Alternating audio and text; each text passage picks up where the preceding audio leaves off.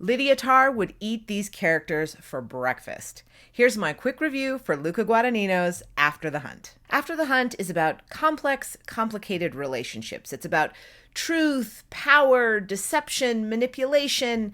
At least these are all things that it tries to be about. Julia Roberts stars as Alma, a professor at Yale who has a complicated relationship with her colleague Hank, played by Andrew Garfield, and with her student Maggie, played by Edebiri. Alma's entire world is shaken up when Maggie accuses Hank of assault, and soon suspicions arise, motivations are questioned, and nothing seems as clear-cut as we would like. When the movie focuses on that central question of what actually went down and who's telling the truth here, it really shines.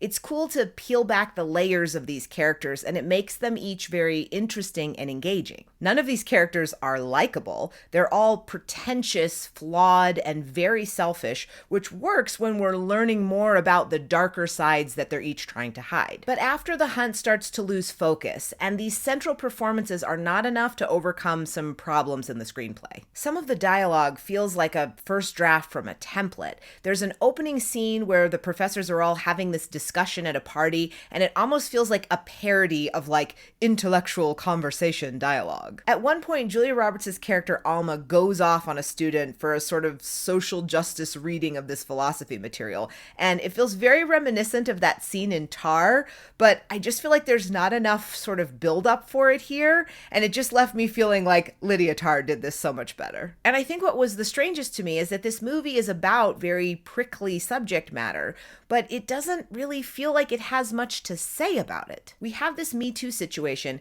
and it's really interesting to look at that from the perspective of like, what really happened? Who does the audience side with and believe? How well do you really know someone? But then all of that just gets kind of deflated. I found myself kind of mentally checking out and consciously wondering why I wasn't more into it. The performances are good, the film looks good, but something just wasn't clicking for me. So overall, I was kind of disappointed with After the Hunt. I still feel like the performances in here are really strong, but I just wish that the screenplay would have given us more, because there are some really interesting ideas in here that just don't quite feel like they get explored. As always, you can read my full review for After the Hunt on trashwire.com, and you can follow me on Letterboxd at Trashwire.